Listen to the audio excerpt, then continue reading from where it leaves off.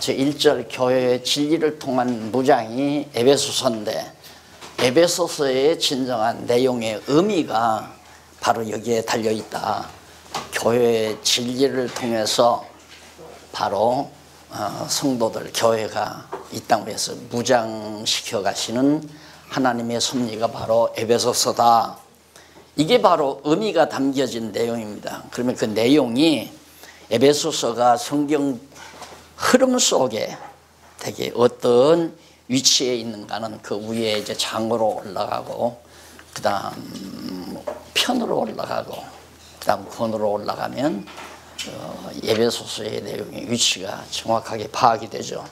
그래서 잠깐 이제 그 에베소서의 위치를 우리가 공부하기 시작하니까 위치를 파악해야 되지 않겠어요? 이게 이제 구약이죠.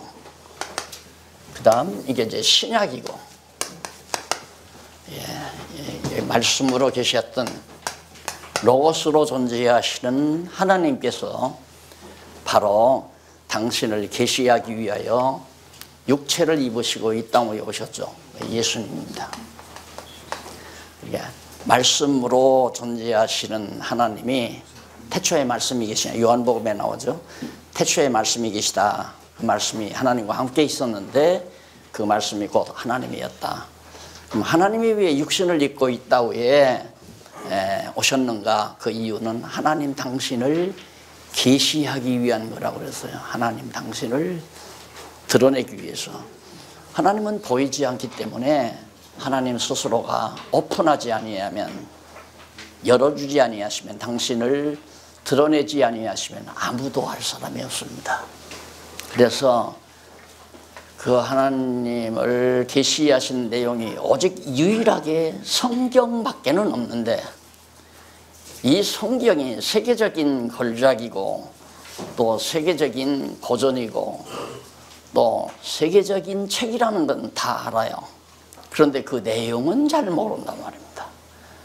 지금 몇천 개, 몇백 개의 언어인가, 천몇 개의 언어로 번역이 됐다는 얘기도 나왔더라고요. 그러니까 그만큼 대단한 것이 성경책인데, 왜 대단한가? 보이지 아니하는 말씀으로 존재하시던 하나님이 육신이 되어서 이 땅에 오신 예수님, 당신을 계시하시려고, 나는 분명히 이렇게 존재한다, 어떤 내가 이렇게 존재한다, 그걸 알게 하시려고 영원전부터 말씀으로 로고스로 존재하시는 하나님이 육신을 입고 이 땅에 오셨다. 그런데 구약은 뭐냐면 바로 이제 이 예수를 내가, 말씀으로 존재하시는 하나님이 육신으로 내가 오겠다. 그게 메시아 아닙니까? 메시아. 메시아로 내가 이 땅에 육신을 입고 오겠다, 보내겠다, 그 말이죠. 그게 바로 구약이라는 얘기입니다. 그걸 언약이라고 그러잖아요. 언약. 언약을 하시고 육신으로 오실 하나님 메시아를 구약에서 언약하시고, 신약은 언약대로 성취됐다, 이루어졌다, 이 말이죠. 그러니까 하나님께서 당신을 계시하기 위해서 메시아 보내겠다고 언약하시고, 그 언약된 대로 메시아가 왔다. 그걸 증거하는 것이 신약 성경이라는 거, 우리가 바로 처음 개론 공부할 때 공부했잖아요. 그렇게 이제 예수가 그리스도로 오셨다는 사실을 증거하는 건데, 그러면 어떻게 증거하는가? 예수님 자신, 예수님 육신으로 오신 예수님 자신이 마태, 마가, 누가, 요한복음을 통해서 내가 구약의 언약된 메시아다, 그걸 증거하는 것이 마태복음, 마가복음, 누가복음, 요한복음이라고 그랬어요. 그리고 사도행전에서부터 계시록까지는 성령께서 예수가 그리스도다, 이걸 증거하는 것이 사도행전에서부터 요한계시록까지죠. 그러니까 핵심은 아주 간단하고 쉽습니다. 구약은 메시아 보낸다는 여호와의 언약이고 신약은 여호와께서 메시아를 보냈다는 성취 내용이고, 그래서 명제를 붙이자면 구약은 여호와의 메시아 언약, 신약은 여호와의 메시아 성취, 이렇게 성경이 아주 간단하죠. 이러한 방법을 통하여 하나님은 당신의 존재, 내가 반드시 이렇게 존재한다, 그리고 속성, 내가 어떠한 속성을, 하나님이 말씀으로 존재하시던 하나님이 어떤 속성을 가지셨는가, 그래서 존재와 속성을 계시하신 것이 성경 창세기로부터 요한계시록의 내용이다. 믿음의 가장 주요한 핵심이 뭐냐면 하나님이 존재하시느냐 안 하시느냐가 가장 핵심적인 내용입니다. 하나님이 존재하지 않는다고 생각하니까 사람들이 억지로 믿으려고 노력을 하는 거예요. 믿는다는 그 자체가 안 믿어지니까 믿으려고 애를 쓰는 거예요. 그런데 성경을 알게 되면 그냥 믿어져 버리니까 그 믿음은 하나님께서 당신을 우리에게 계시해 주신 성경을 통해서만 그 믿음이 가능하다. 아멘. 아니면 이제 성경을 모르고 믿는 믿음은 자기 신념이죠. 그럴 거다. 하나님이 존재할 거다. 어쩌면 천국이 있을 것 같다. 정말 있을까? 이게 보편적으로 다 가지는, 누구나가 가지는. 그래서 머리가 좀 모자라면 무조건 믿는 거죠. 예를 들면 사기꾼에게 누가 당하느냐면 머리가 좀 모자란 사람이 당합니다. 당신 1억만 투자하면 한 1년만 있으면 5억이 불어난다. 그러면 나 같으면 그러게, 내가 머리 좋다는 얘기 아니라 그럼 당신이 하지 나한테 왜 그걸 하라고 하나. 당연하잖아요. 안 하죠 나는. 그런데 넘어가요 거기에. 그러니까 교회도 마찬가지입니다. 하나님이 존재하는지도 확실히 알지도 못하는데 그냥 계시다고 하니까, 그리고 그분에게 절하면 복 받는다 하니까 그냥 빠져들어가는 거예요. 1억 투자하면 1년 후에 5억이 나온다니까 그냥 투자해버리는 거예요. 그래서 오늘날 교회가 휘청거리게 되고 지금 어려움을 겪는 현대사를 우리가 맛보게 되는 거죠. 그래서 성경을 성경대로만 알면 천없는 머리를 가진 사람도, 엊그저께 호킹 죽었습니다마는 그 양반 하나님이 잘 불러갔다 쓸데없는 소리 자꾸 해가지고 하나님이 없다는 생각을 완전히 현대인들이 다 머릿속에 집어넣었어요. 그 호킹 때문에 그런 거 아니에요? 자연주의자예요. 그 무신론자고. 그래도 호킹 먼저 있었던 아인슈타인 같은 사람은 솔직했죠. 모르면 모른다고 해야 되잖아요. 그래서 불가지론 얘기했거든요. 하나님이 계셔도 모르고 안 계셔도 모른다. 안 계시다는 것도 증거할 수가 없고 계시다는 것도 증거할 수가 없다. 나는 호킹보다는 아인슈타인이 훨씬 더 솔직한 사람이라고 생각을 해요. 그런데 성경은 알고 나면 안 믿을 수가 없어요. 성경을 알고 나면 하나님을 경외하지 않을 수가 없다는 얘기죠. 그래서 하나님께서는 당신을 계시하기 위해서 메시아 보낼 걸 언약하시고 언약대로 메시아를 보내셔서 성취해 주시고, 그래서 언약과 성취라고 하는 방법을 통해서 말씀으로 보이지 않게 신으로 계신 하나님을 우리에게 알게 하셨다. 존재를 깨닫고 또 그의 속성을 깨달아 알게 하셔서 경외하게 하신다. 이것이 이제 기독교 진리, 우리 교회가 가져야 될 놀라운 진리죠. 그런데 오늘부터 이제 우리가 공부해야 될 이 에베소서는 사도행전부터 계시록까지 성령께서 예수가 메시아라는 것, 그리스도라는 것을 증거하는 내용이 들어있거든요. 이 범주 아래 들어있단 말입니다. 그래서 사도행전은 교회 설립, 다시 말해서 예수 그리스도가 교회의 머리신데 머리 대신 몸 된 교회를 설립함으로 예수가 구약에서 언약된 메시아다. 이걸 증거하는 거죠. 왜냐하면 예수님이 제자들에게 내가 가서 베드로에게도 그랬죠.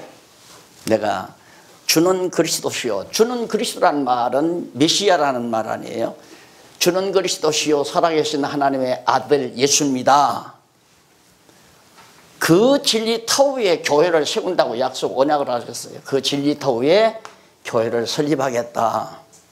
그리고 가셔서 보혜사 성령 보내가지고 성령이 베드로에게 예수가 그리스도라는 죽었다가 부활하신 그리스도라는 사실을 목숨 내대고 전하게 하잖아요. 그 전하니까 하루에 3,000명, 5,000명씩 막 돌아와서 예루살렘 교회가 처음 서졌거든요. 그러니까 예수님이 언약하신 대로 교회가 세워진 거죠. 그럼 교회 세우기만 하면 안 되잖아요. 그래서 양육을 합니다. 그게 양육하는 대목이 로마서, 고린도전후, 갈라디아서까지가 바로 교회를 양육하는 칭의의 복음, 건덕의 복음, 은혜의 복음, 칭의의 복음, 건덕의 복음, 은혜의 복음으로 교회를 양육하죠. 그럼 양육은 왜 하는가? 무장시키려고. 무장해서 뭐하게? 싸움, 전쟁, 싸우게 하시죠. 싸움, 투쟁케 하시려고. 투쟁은 왜? 승리케 하시려고. 그러니까 성령은 예수가 메시아라는 말씀으로 존재하시던 하나님이 육신을 입고 이 땅 위에 오신 예수가 바로 메시아다. 그것을 성령께서는 어떤 방법으로 증거하냐면 예수님이 새 언약이라고 그러죠. 신약은 새 언약이죠. 예수께서 언약하신 대로 성령이 오셔서 성령의 역사를 통하여 교회를 설립하고 교회를 양육하고 교회를 무장시키는 이 범주 아래 지금 안에 에베소, 빌립보, 골로새, 데살로니가 전후, 디모데 전후, 디도, 빌레몬까지가 바로 이 범주 안에 있어요. 교회로 하여금 무장시키는 내용이죠. 그러면 이 무장은 이걸 조금 이렇게 확대해서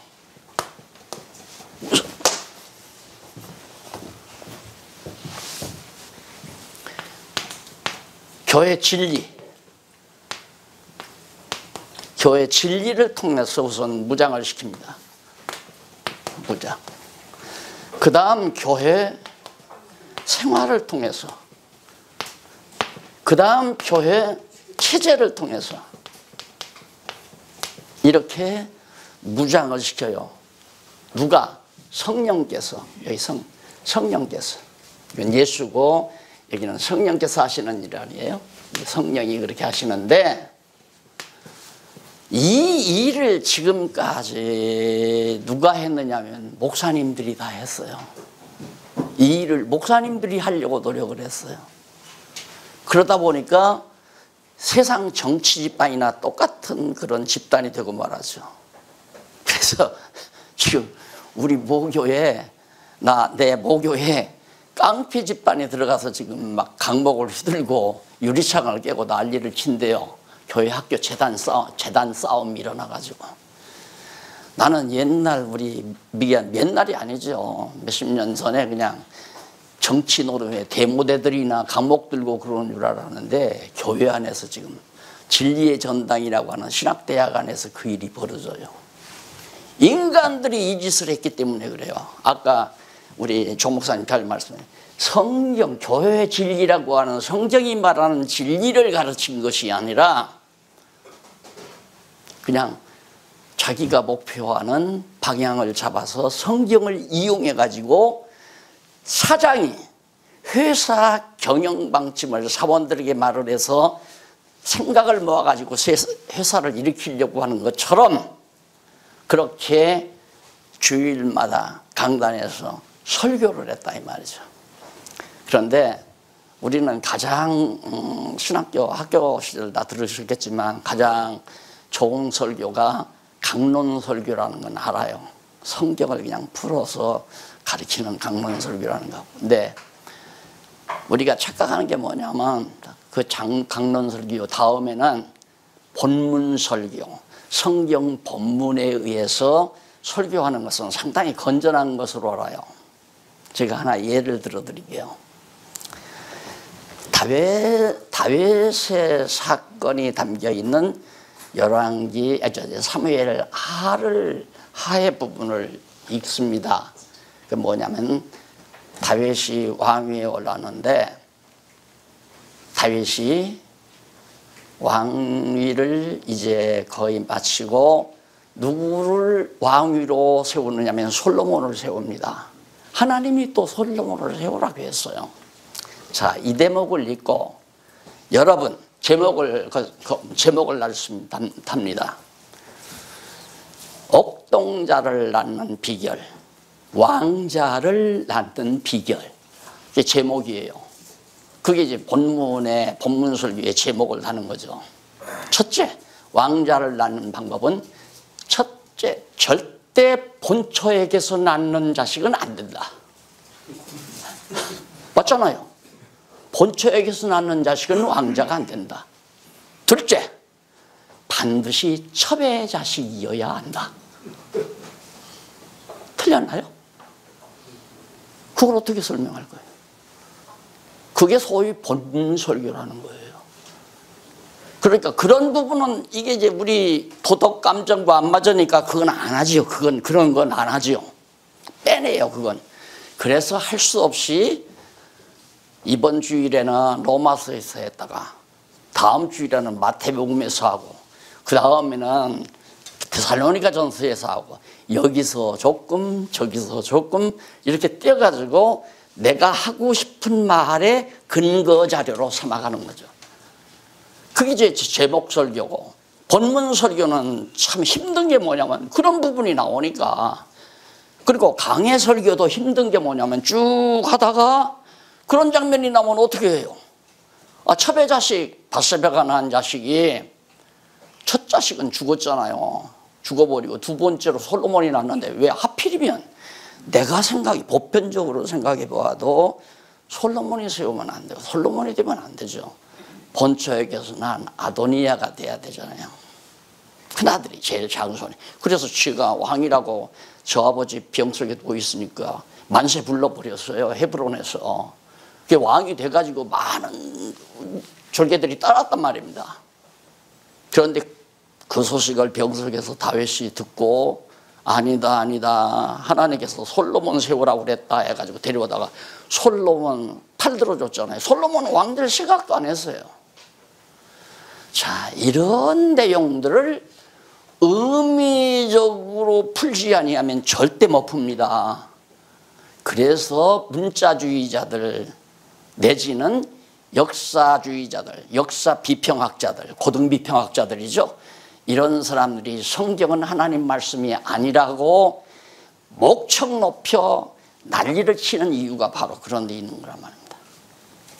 그래서 우리가 성경을 성경대로 말한다고 하는 것이 문자나 내용 자체만으로는 안 되잖아요. 그 내용이 어떤 의미가 있느냐.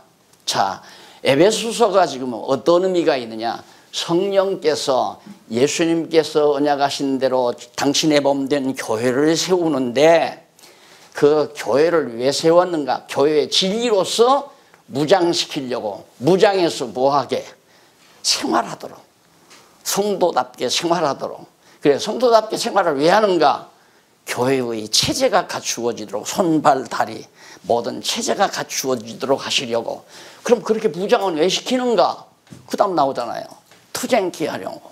왜? 뭐과 비진리와 유대주의, 히브리서 유대주의와 싸우고 그 다음 세속주의와 싸우고 적그리스도와 싸우게 하시려고 무장을 시킨다. 그럼 싸워서 지는가 이기는가 보장되어 있어요. 승리한다는 확실한 보장이 돼서. 왜? 다 우리 몸 자체로는 져요. 몸만으로는, 우리 인간만으로는 져요. 그런데 교회 머리 되신 그리스도가 대장이 그렇다고 이 땅에 오셔서 세상을 완전히 정복한 짐승 권세를 완전히 덜미 잡아서 무적행에 쳐넣어버리고 온 세상을 그리스도가 다 통치하죠. 그 내용이 지금 이 에베소서에도 잘 나타나는 거예요.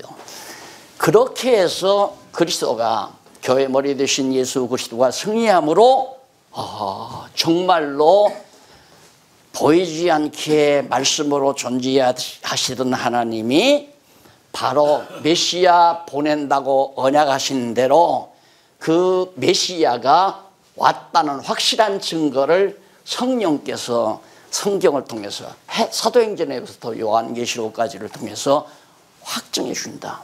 와, 진짜 교회는 예수님의 몸이로구나.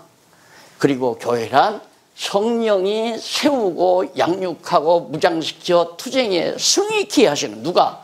성령의 능력으로, 그리스도의 능력으로 승리하심으로 예수는 메시아다. 구약의 언약된 대로 오신 메시아다. 따라서 하나님은, 말씀으로 존재하시던 하나님은 언약하시고 언약대로 성취해 주시는 여호와시다. 여호와다. 따라서 성도들은 예수를 그리스도로 믿고 하나님을 여호와로 깨달아 알고 경외하며 섬기는 인간의 본분을 지키며 살게 되는 그런 놀라운 결과를 맺어가게 해 가신다. 이것이 이제 에베소서가 간직하고 있는. 그러면 우리는 이제 여기서 에베소서에서 바로 교회의 진리를 통해서 무장하는, 맞구나. 그러면 교회란 도대체 뭔가? 이게 바로 이제 교회론이에요. 교회론. 그러니까 오늘 조금 전에 시작하기 전에 우리 조 목사님이 저한테 개인적으로 와서 이제 그 공부하신 내용을 말을 하는데, 목사, 제가 그 강론집을 쓸 때 다 밝혀내는 게 아니라 보고 연구에 갈 수 있는 근거들을 다 남겨놓으셨더라. 그 얘기를 하더라고요. 그건 당연하죠. 제가 만약에 에베소서가 교회론을 거기서 건드려가지고 계속해서 얘기한다면 그것만 가지고도 3권, 4권이 나올 수 있잖아요. 한도 끝도 없는 거예요. 그러니까 성경 에베소서가 말하는 교회만, 교회에 대한 진리만 정확하게 정리하면 되는 겁니다. 그러면 진리를 통한 무장의 에베소서인데, 에베소서의 내용은 어떤 내용들인가? 그 바로 밑에 그것이 의미 분석이라고 생각하면 됩니다. 의미적으로 에베소서를 어떻게 분석하느냐, 나누느냐. 그 내용은, 에베소서는 바로 그거죠. 에베소서는 성령께서 부활 승천하시니가, 부활 승천하신 그 바로 그 부활 승천하시니가 그리스도는 구약에서 언약된 그리스도의 힘을 뭐를 통해서? 교회의 진리를 통한 무장으로 증거해 가신다. 그러니까 에베소서도 뭐냐면 그리스도라는 걸 증거하기 위한 것이로구나. 그런데 우리는 성경을 보고 하나님을 증거하거나 그리스도를 증거하는데 포인트를 맞추는, 방향을 맞추는 게 아니라 성도들에게 어떻게 교훈을 던질까, 여기에 방향을 그동안 2000년 교회사 동안 계속 크게 임무하니 했어요. 이 성경을 통해서 어떻게 교인들에게 교훈을 해서 충성하고 봉사 잘하게 만드나. 오늘 아까 조 목사님 잘 말씀하셨는데 공부를 참 잘하셨구나. 여기가 정말 대학원이라면 내가 학교를 좀 주고 싶은데 내가 미안해요. 제가 그런 자격이 없어서. 네.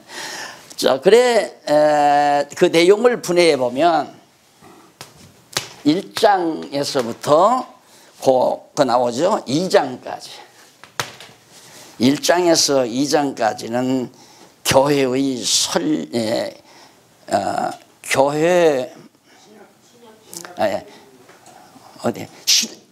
교회 설립을 통해 증가하는 설립, 교회를 설립하는 거. 사도행전하고도 같죠? 3장에서부터 그 다음 4장 여기까지는 교회의 성장, 어떻게 설립해서 성장시키는가. 그 다음 5장에서부터 6장까지는 바로 교회의 생활 나와요. 그러니까 교회 생활이 이제 5장 6장이 나오는데 이거 끝나자마자 바로 빌립보, 골로새, 데살로니가 나오면 교회 생활로 무장 나오잖아요. 바로 이어져요 그냥.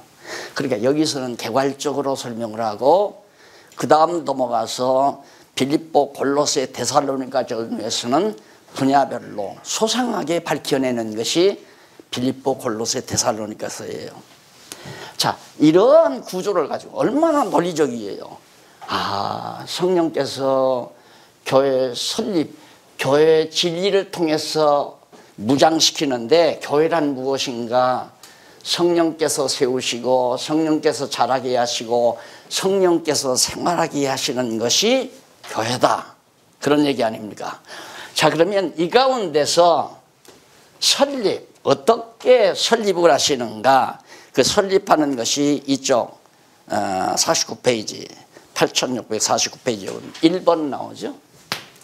1번 가로 없는 1번 그게 이제 1장에서 2장까지인데 신약교회 설립, 신약교회의 설립 그게 이제 1장에서 2장까지 내용입니다. 그러면 어떻게 성령께서는 신약교회를 세우시는가? 설립하는 데 있어서 매우 중요한 게 뭐냐면 1장은 신약교회의 기초,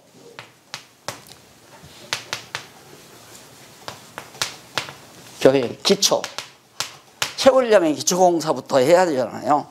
그게 이제 1장 내용이에요.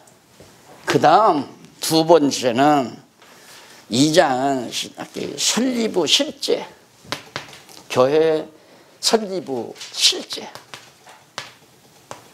기초를 닦은 다음에 그 기초 위에 교회를 구체적으로 어떻게 실제적으로 교회를 세우시는가. 누가? 성령께서. 근데 우리는 보통 교회 세운다는 게 자꾸만 내가 가지고 있는 돈 다만 몇천만 원을 가지고 어디다가 장소를 얻고 장소를 얻어서 사람들을 불러 전도하면 교회가 된다. 누가? 내가. 왜? 나는 전도자고 목사니까. 이렇게 생각하잖아요. 그게 아니라니까. 그렇게 세워놓은 교회들이 서구교회가 다 무너났고 다 바닥났잖아요. 서구교회가. 예? 한국교회도 그렇게 세워놓은 교회이기 때문에 와저지. 왜? 기초부터가 잘못됐대요. 그리고 설립 후 주체가 잘못되어 있고 주체를 자꾸 자기가 하려고 하니까. 그러니까 일단 신학교를 졸업하고 목사 안수를 받게 되면 다 달라요. 성향에 따라서, 목사님들의 성향에 따라서 설교 내용도 다르고 스타일도 다르고 교회 형태도 다르고 다 달라요. 이 교회 오니까 이런 특색이 있구나. 저 교회 가니까 이런 특색이 있구나. 이 교회에서 목사님 강의 들어보니까 이런 얘기를 하네. 처음 들어보는 얘기네. 이쪽에서 와서 들어보니까 또 엉뚱한 또 얘기를 해요. 그래서 이제 교파도 갈라지고 신앙도 다 정말 제대로 세워지지 않고 혼란이 빚어지고. 그게 사람이란 거예요. 사람이란 마지막 이제 모든 인간은 마지막까지 가봐야 아니구나라는 걸 알잖아요. 탕자가 아버지 집을 떠날 때 떠나서 돈 가지고 떠나서 자기가 살면 아버지보다 훨씬 더 세련되게 잘 살 거라는 생각을 하는 거죠. 그런데 탕자가 막상 돈을 가지고 나가서 가보니까 결국인 돼지고 이게 아니었구나. 바로 그거예요. 그러니까 은퇴한 목사님들이 다 후회를 하는 이유가 내가 잘못했구나. 그렇게 말하는 은퇴 목사 아닌 분이 하나도 없어요. 다 그렇게 얘기해요. 만나는 분마다 엊그저께도 어느 친구 목사님 만나는데 그 얘기를 해요. 자기도 참 목회를 잘못했다고. 오늘 현장에서도 아직 은퇴는 안 했지만 조 목사님도 지금 오늘 강론이 아니라 회개자복하는 시간 아니에요. 회개자복하는 시간. 예. 후회를 남길 수밖에 없죠. 가서 해보니까 아니다 이거. 해보니까 한국교회가 그렇게 해보니까 이거 아니구나 이제 알잖아요. 아, 우리가 뭔가 잘못했다. 그래서 어떤 분은 뭐 한국교회 뭐 여자 목사를 세웠기 때문에 이렇게 됐다, 뭐 교파가 많아서 이렇게 됐다, 또 너무 크게 교회를 했기 때문에 막 대형 교회들을 세웠기 때문에 한국교회가 별별 이유들을 다 밝히지만 간단하게 말하는 건 교회를 성령이 세우지 않고 사람이 자기 설계대로 세웠기 때문에 무능한 것이다. 이게 가장 정확한 성경의 결론입니다. 성령께서 세우신 교회에 성령께서 키워가시고 성령께서 싸우게 하시고 승리케 하신다는 거 아니에요. 그런데 여기도 자, 기초공사를 누가 하는가? 목사가 하는 게 아니에요. 목사가 기초공사를 하는 게 아니라 기초공사는 어떻게 하느냐 하면 거기 밑에 신약교회 설립의 기초 1장입니다. 1장을 분해해 보면 1절로 6절 밑에서 두 번째 줄 뒷부분에 나오죠. 1절로 6절은 성부 하나님의 예정 기초입니다. 성부의 예정. 그 다음 성자의 구속. 그 다음 성령의 인치심, 인침. 이게 이제 기초공사예요.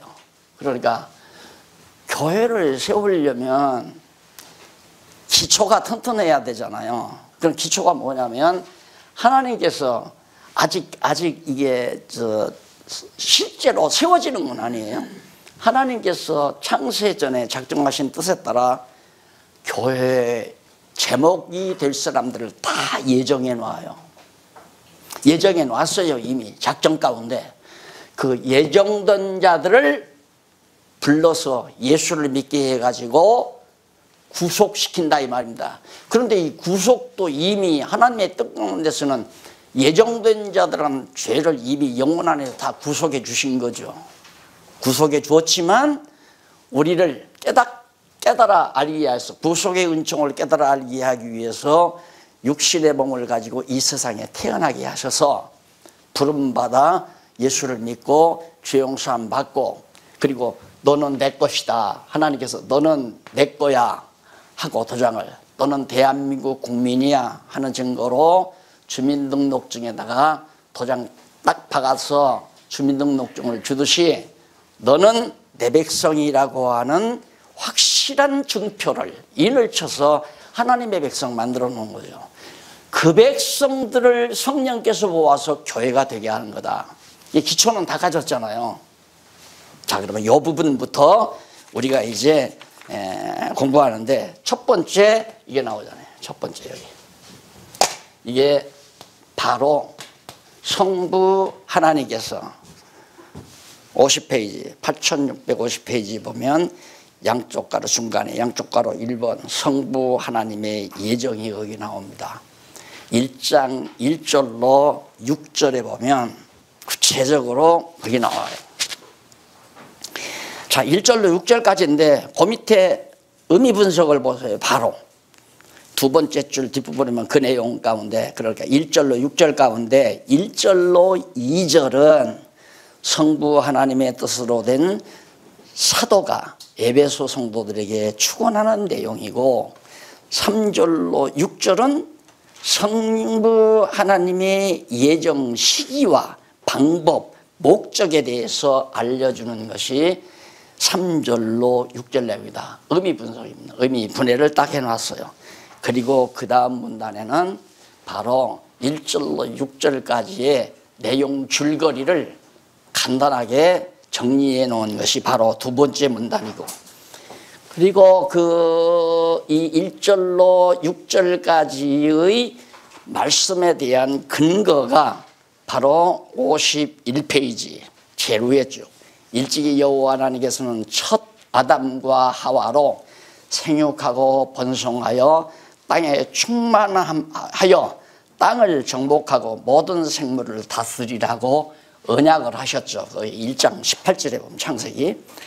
그리고 이러한 언약의 말씀대로 성부 하나님의 예정을 통해 성도로 교회가 세워지도록 섭리하셨다. 중생하고 거듭나고 중생에서 많은 성도들이 이제 생육번성해 가지고 그들로 하나님의 백성 삼아서 교회를 세우시는 거다. 그렇게 에덴 동산의 아담과 하와는 부부교회였죠. 부부, 단 부부. 그러니까 남편과 아내만 있는 거예요. 그걸 바로 사도 바울은 에베소서에서 교회라고 교회로 비유해서 말했잖아요. 그러니까 남편들에게 아내들아 복종하라 뭐 이러면서 이제 쭉 얘기하면서 나는 교회에 대하여 말하는 거라. 이 비밀을 교회에 대하여 말한다. 그렇게 말씀하셨단 말입니다. 그러니까 아담과 하와, 에덴 동산의 아담과 하와는 최초의 부부로 이루어진 교회죠. 그것은 아담과 하와의 경우지만 마지막 아담인 예수 그리스도는 머리 한 분이시고 나머지 하나님의 모든 백성들은 한 몸이고 개체가 아니에요. 한 몸이지. 예. 성도가 따로따로 하나님이 보실 때는 개체같이 인간이 보면 다 너는 너고 나는 나지만 하나님이 보실 때는 한 몸이에요. 그러니까 한 몸과 한 머리가 결합이 돼서 교회에 대한 비유를 우리에게 전해준 거죠. 그러니까 바로 에덴 동산에서 생육하고 번성하라, 그리고 모든 땅을 정복하고 다스리라 한 것은 머리 되신 예수 그리스도가 교회를 세워서, 이런 기초 위에 교회를 세워서 그리스도가 통치하고 다스릴 영원한 하나님 나라에 대한 하나의 모습이었단 말입니다. 이게 이제 교회라는 얘기예요.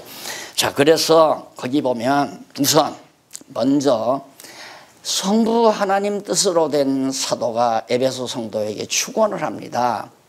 하나님의 뜻으로 말미암아 그리스도 예수의 사도된 바울은 에베소에 있는 성도들과 그리스도 예수 안의 신실한 자들에게, 이게 그리스도 안에 있는 지체된 성도들이죠. 에베소 성도들에게 편지하노니 하나님 우리 아버지와 주 예수 그리스도로차 은혜와 평강이 너희에게 있을지어다.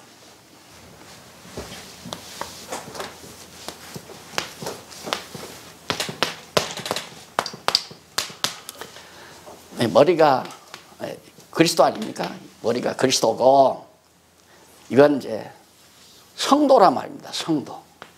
한 몸, 한 머리, 한 몸의 머리. 이래서 이제 한 교회가 완벽하게 이루어지는데, 바로 이 지체가 될 사람들을 성부 하나님이 다 예정해 놓고 성자가 구속해서 성령께서 하나님 그리스도의 몸된 지체들, 즉 하나님 나라 백성임을 인치는 내용을 통해서 실제로 이제 교회를 세우는데, 어떻게 해서 아까 말씀드린 대로 예수님께서 교회 세우겠다, 당신의 몸을 세우겠다, 베드로에게 언약한 대로 정말 성령 보내가지고 베드로 깨닫게 했어요. 그리고 이제 예수님이 승천하기 직전에도 사도행전 초두에 보면, 승천하시기 직전에 예수님이 그러죠. 너희가 이제 하나님께서 성령을 보내, 너희가 성령을 받고 성령이 임하시면, 너희에게 성령이 임하시면 권능을 받고 유대와 사마리아와 땅 끝까지 누구의? 그리스도, 예수 그리스도의 증인이 되리라. 되라가 아니라 될 것이다, 그 말이에요. 미리 예언을 해요. 예수님이 언약을 하죠. 그래서 그것이 새 언약이라고 말하잖아요. 교회를 세우실 새로운 언약을 예수님께서 제자들에게 하고 승천을 해요. 그러면 내 증인이란 말은 예수가 그리스도라는 증인이 돼서 너희들은 땅끝까지 내 증인이 될 것이다. 그래서 사도 바울도 자기의 뜻대로 사도가 된 것이 아니라 하나님의 정하신 뜻 가운데서 사도가 됐다 이거죠. 이방 사도로 부르잖아요, 사도 바울을. 그런데 거기 보면 하나님의 뜻으로 된 사도가 에베소 성도들에게 축원하는 내용인데, 여기 사도라는 말이 그 밑에 좀 들으면 아포스톨로스라는 말이 나오잖아요. 이는 대리자, 예수 그리스도의 대리자, 아니면 복음의 사신, 아니면 전권대사, 이런 등의 뜻을 가지고 있어요. 전권대사, 복음의 사신, 대리자. 자, 그러니까 예수님께서 성령을 보내가지고 사도들로 하여금 예수님 스스로가 내가 그리스도라고 증거하는 것이 아니라 대리자인 사도들을 누가 성령께서 세워가지고 그들로 하여금 예수가 그리스도라고 증거하게 하는 거죠. 그래서 바로 베드로가 예루살렘에서 최초로 설교, 그러니까 말씀을 증거하는 그 내용 자체가 구약 성경을 쫙 다 아브라함 때부터 설명을 하잖아요. 요약해서 쫙쫙쫙 설명한 다음에 봐라. 그러니 너희가 십자가에 못 박아 죽인 그 예수가 곧 그리스도다. 예수가 그리스도다. 그게 바로 베드로 설교의 마지막 결론이에요. 그러니까 베드로에게 예수님께서 사도들에게 말씀한 대로 내 증인이 도라는 말씀대로 될 것이다라는 그렇게 언약하신 대로 베드로는 진짜 예수가 그리스도라는 증인이 된 거죠. 그러니 우리 목사님들이 성도들에게 전해야 될 핵심은 예수가 그리스도라는 사실을 전해야 됩니다. 예수가 그리스도라는 사실을 전하려면 구약을 다 설명을 하고 그 근거에 따라서 봐라. 그러니까 예수가 그리스도다. 그렇게 증거할 수밖에 없잖아요.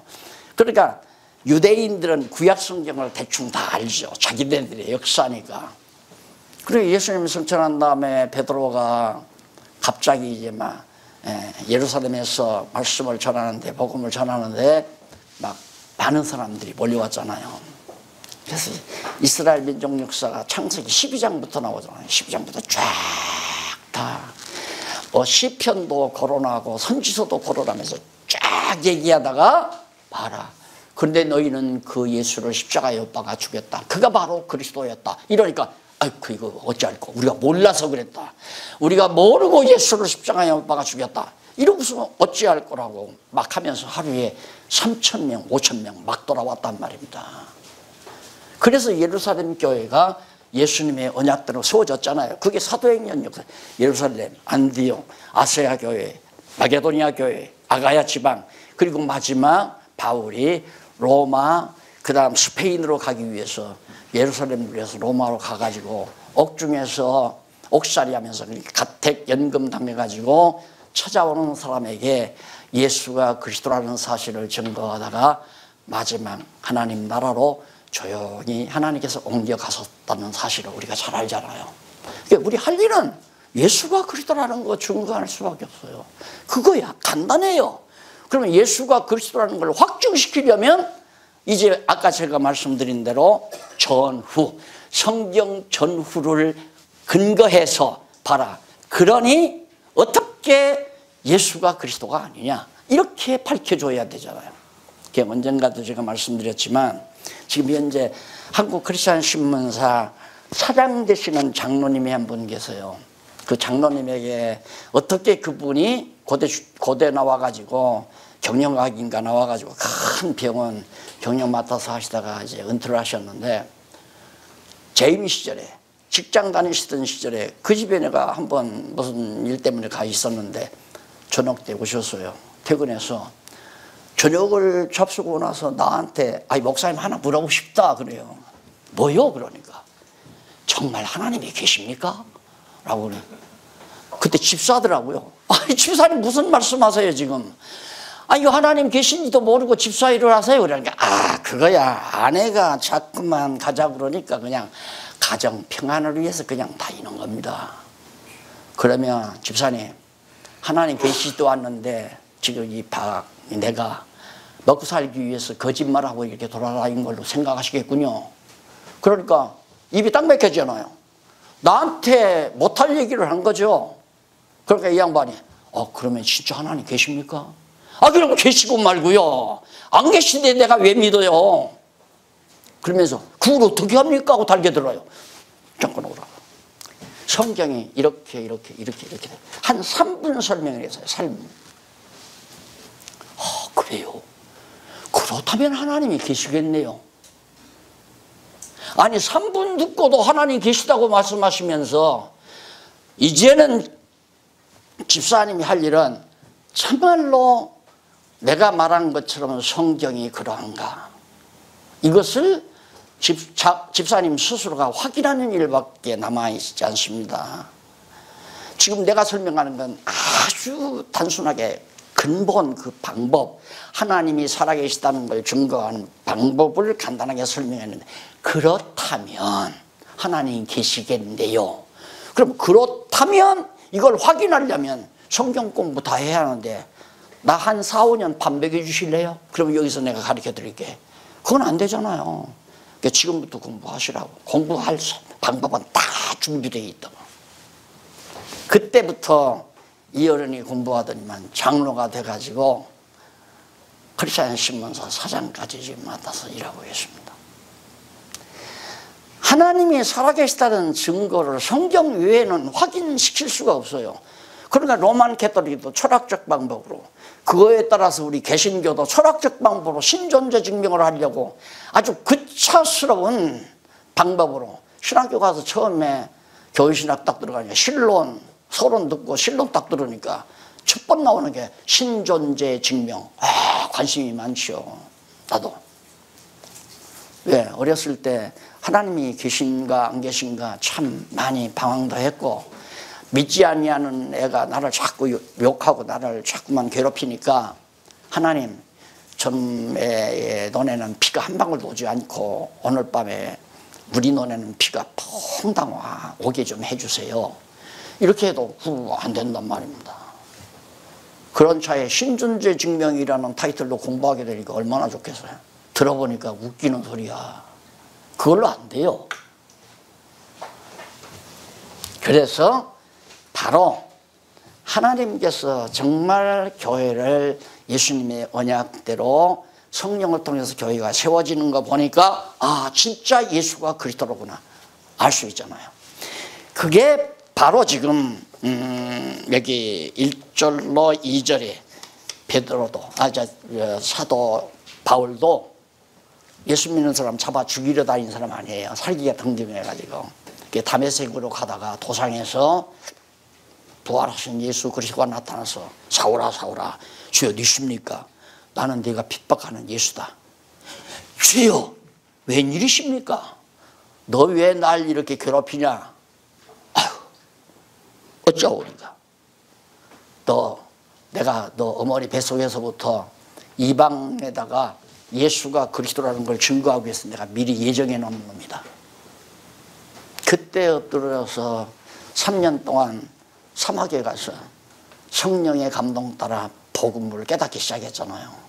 그리고 와서 안디옥에 와서 복음을 증거해서 안디옥 교회를 견고하게 했고, 아세아, 소아시아, 마게도냐, 아가야 지방에 모진 시련과 역경을 겪으면서 바구니 타고 성벽을 타고 도망치는 그러한 정말 창피한 일들을 아랑곳 없이 예수가 그리스도라고 증거한 그 놀라운 역사로 말미암아 그 지역의 교회가 쫙 그리스도의 몸 된 교회가 세워지기 시작한 거 아닙니까? 이게 성령의 역사란 말입니다. 기도하십시다. 자비로우신 아버지 하나님 감사합니다. 이렇게 선한 일을 창세전에 다 예비해 놓으시고 전에 전혀 알지도 못하고 안면도 없고 사귐도 없던 귀한 동역자들을 이렇게 만나서 3년 가까운 세월을 지금 서로 교제하며 주 안에서 한 몸 이루어가게 하시는 하나님의 놀라운 은총을 정말 감사드립니다. 찬양할 수밖에 없습니다. 앞으로 우리 모든 우리 동역자들 준비된 선한 일에 값지게 쓰여지게 해 주시옵소서. 예수님 이름으로 기도드립니다. 아멘.